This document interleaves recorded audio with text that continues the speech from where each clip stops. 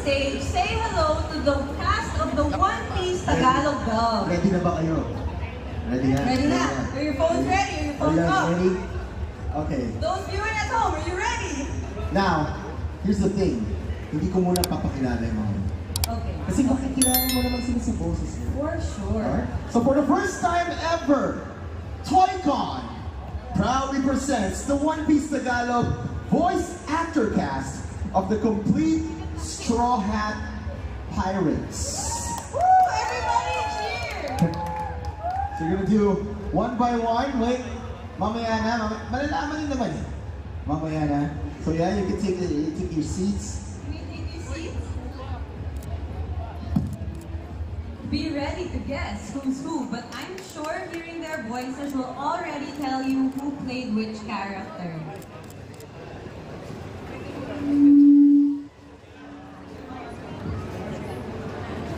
Alright, so just get comfortable. Yeah. Yep. Yeah, get comfortable. We have 2 more seats here. So we're just, Yeah. oh, RJ, maybe it's for us. Second band. Second band. Maybe it's for us.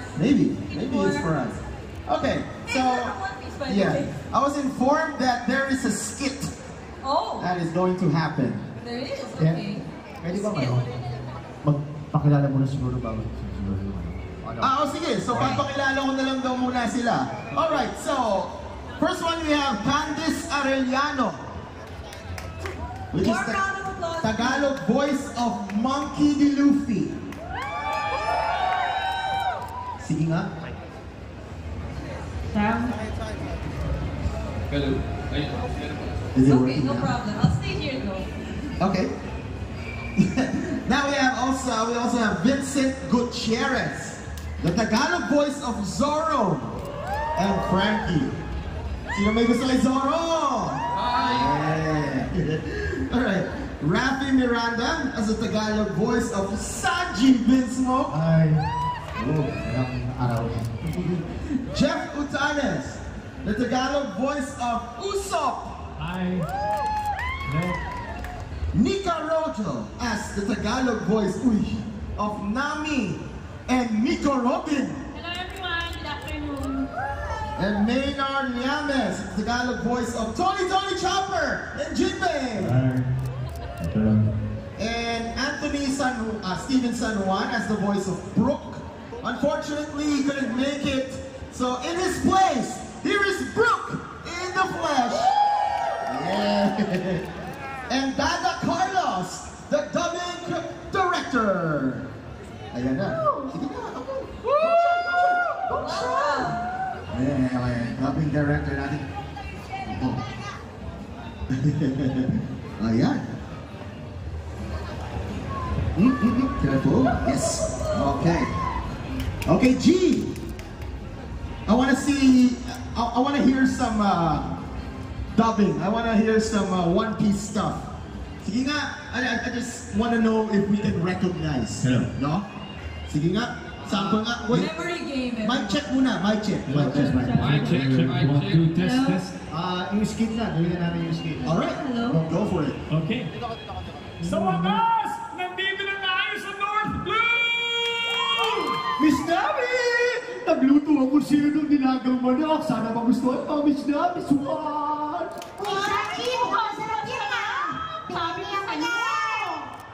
Sanji, sigurado ka bang masarap yan niluto mo? Masarap to dahil galing sa puso mo to, Miss Nami!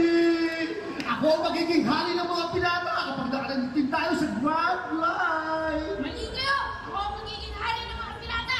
Nandito na tayo sa Grand Line! Hanapin natin ang mga plane! Handa na ba kayo?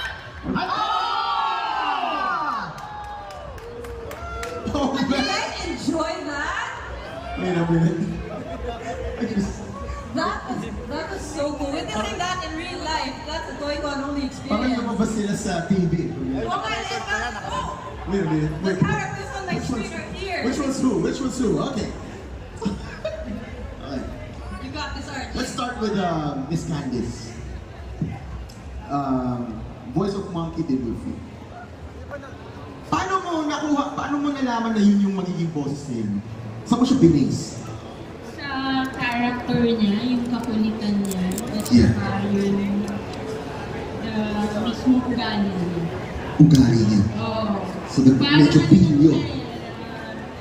Masiyahin, tapos mga kaibigan niya. May puso.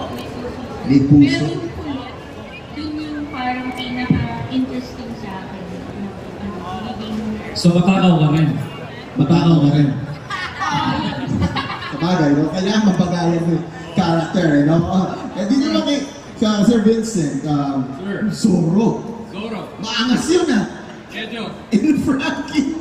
So, siya si Zorro, guys. So, sa kanya naman, bakit hindi napili yung voice? Actually kami, tinatask kami ng director. Ayun! Ana Carlos. So siya, tinitingnan niya yung character, then alam niya na sa aming mga dubbers, alam niya na kung sinong kukuha ng character. So, direkta na tayo dito sa director. Paano mo sila nahanap?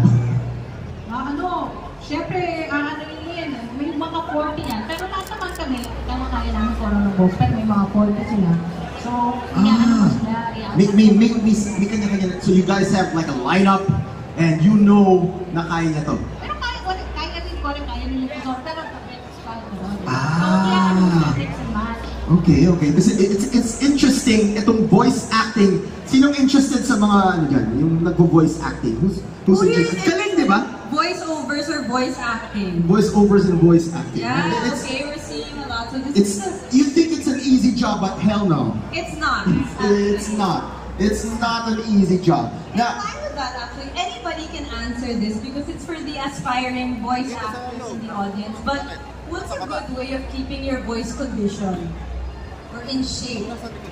Especially for the characters that you play. Talk a lot. Talk a lot! Yes. This one's good practice, right? Kasi sa morning, lalo kung morning yung recording, and kailangan na mag-mix na boses. Siyempre, bedroom voice. And so, kailangan lumanda ng lumanda. Sample nga ng bedroom voice. Sample nga ng Bedroom voice, bedroom voice. CR voice na kasi meron kami. Bawal tayo mag-bedroom voice. Pero, kaya ko. Yun, bedroom voice nga eh. Oo nga, no? April! Wait, nagsalita naman na si Miss Nika. So, siya si Nami and si Nico Robin. Two very different characters. Nami and Nico Robin, naglalaban sila sa sinong pinakamaganda sa One Piece. Sino yung pinakamaganda? Ewan ko ha, sa tingin nyo, sino yung pinakamaganda sa One Piece? Zoro? Maganda kasi. Zoro daw! Sino po? Nami? Trafalgar Law! Sino daw? Trafalgar Law! Trafalgar. Okay. Diba? Nami and Nico Robin na eh. Sino mas maganda sa kanila? Magkakaaway pa tayo dito eh. If it's Nami, cheer! Nico Robin! Iba yun. Iba sila eh. Iba yung dating nila. Iba yung dating ni Nico Robin. Maski ako eh. Nico Robin din ako eh. Diba? Pero at least kasi yung kaya siya medyo hindi ganun na-challenging na todo for me. Kasi magkaiba sila. So yung isa, yung normal voice lang halos, na mataas, makulit, na So, tapos yung isa very sophisticated. So, mas madali siyang gawin at mas konti ang linya niya. Mas sexy. Mas sexy. Mas sexy. Hindi siya nagsasalita. And then, ito, si, ano naman, Sir Jeff Usok. Yes. Usok. Si Usok ng Pinas. Si Usok. Usok. Hindi ko masyadong mag-gets eh. Paano mo siya nakuha, yung boss? Iba yung sa English na lang. Iba yung sa Tagalog. Actually, ako na yung fourth na voice actor ni Uso. It started with 3 women. Kasi hindi akalain yung producer before, nananaka siya. No? Di ba? Kasi puro bata pa nung nagsimula, di ba? Bata. Tapos hanggang sa nung tumanda ka, nahihirapan na yung mga voice actress. Sabi nga nila, parang kulang pa pambili ng gamot yung... Kasi nga, lagi sumisigaw, di ba? Tapos lapaslitin, ganyan. So, ako yung nirecommend yung last voice actress na si Hiro Padilla. So, yun na. The rest is history. So, binagay ko lang doon sa mukha, lalo na pag sumisigaw siya, di ba? Yung, Adobe! Di ba? Ganyan. Kasi sobrang OA ng, yung pagkaka-drawing. Pati yung, voice acting niya. Kasi kailangan ibigay mo yun. Paano nga ulit? Sayang, Sabi!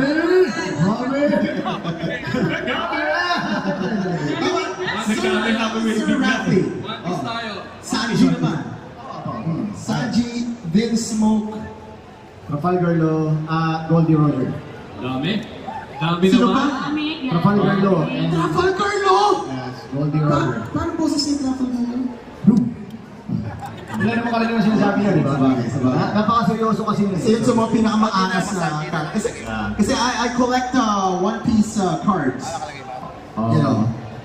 Pero ano siya, hindi yung playing cards, yung collectible card. The collectible card. Yeah, the collectible card. It's Trafalgar Law, isa sa mga laging pinakahinahanap lagi sa card. And Nico Robin. For you know what reasons. But yeah. Okay. So, si Sanji, Vince Smoke, hindi ba siya paus? Hindi, kasi lagi siya may... Hindi, kasi hindi naman ako nag-iossi. Yun, di ba? Ano lang siya, napapaus lang ako sa kanya.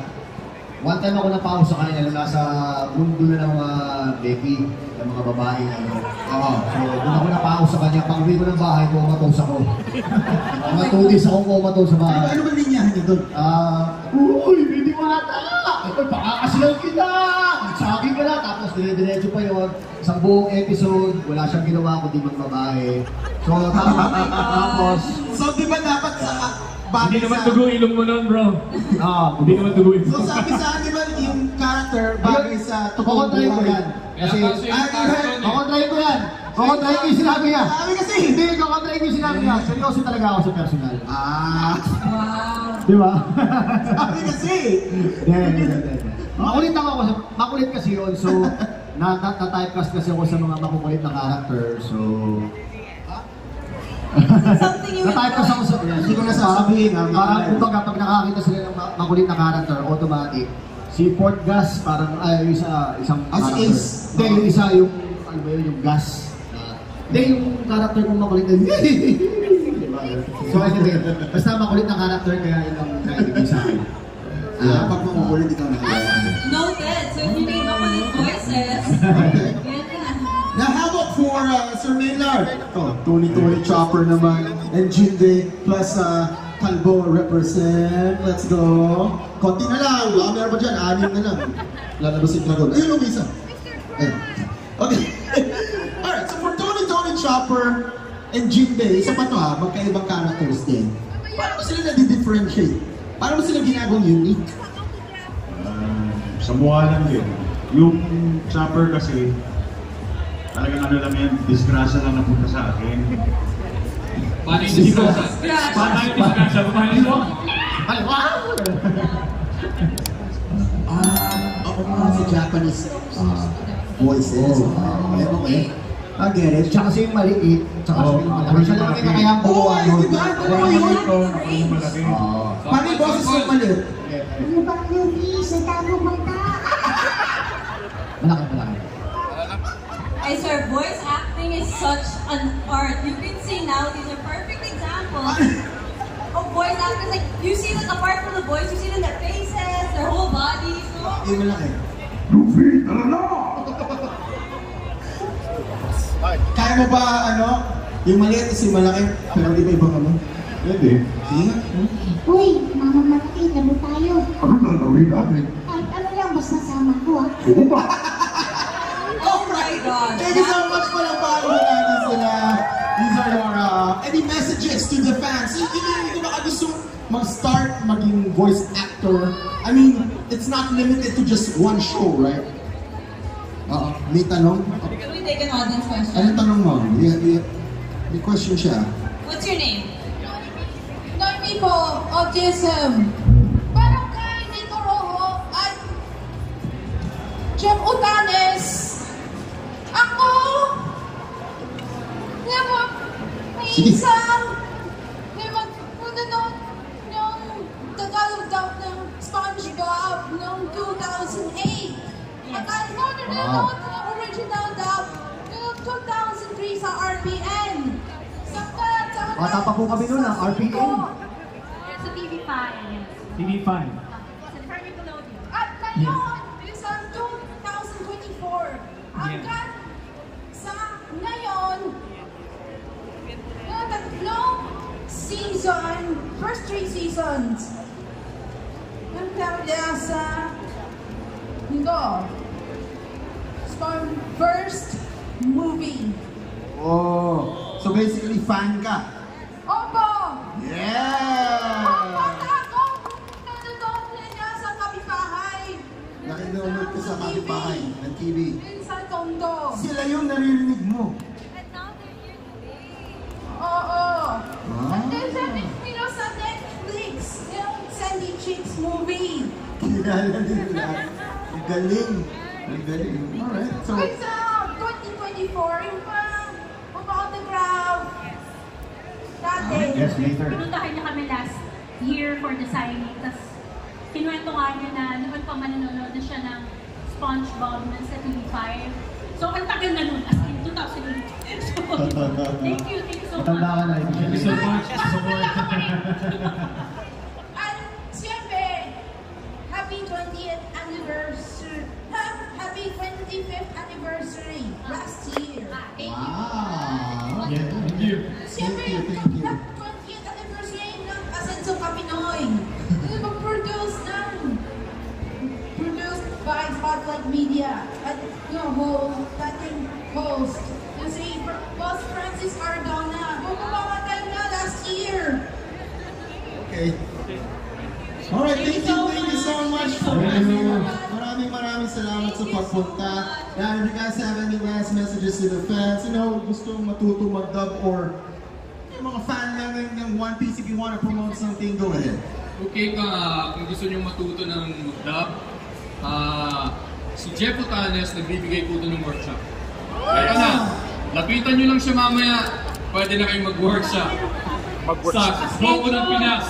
Oh, maganda na kayo sa Goku ng Pinas. Mag-inquire kayo doon. Nagpapa-workshop po ako monthly. Yan. Uy, hi. Sa mga gustong mag-dubbing, mag-voice acting, the most important thing is, you know how to act. Madaling maggaya ng boses, pero it could only take you for what? Kaya mo gayahin 1 line, 2 lines, pero gawin mo siya ng 4 Fs, 10 Fs, 100, hanggang 500 plus episodes. That is the challenge. So, dapat more than the voice, it's the acting.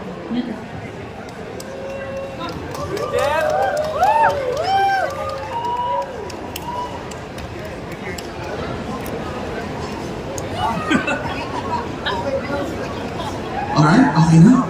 Salamat sa inyo. Dapat yung character voice yung pag-message eh. Diba? Mas maganda. Okay, palakpakan natin sila. The complete cast of the Straw Hat Pirates except si Brooke. Brooke, ikaw, walang message? Later. Thank you, bro. Thank you so much, Thank bro. you so much. Maraming salamat. Picture taking tayo. Picture taking tayo. Let's go do a picture taking.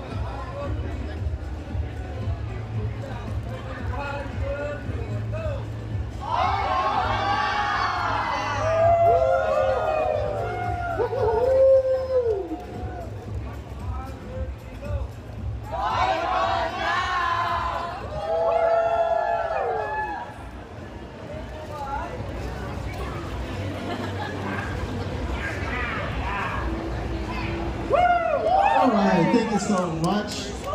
Thank you. Thank you. Kung sa mga interested natin na ngayon, you want to be a voice actor,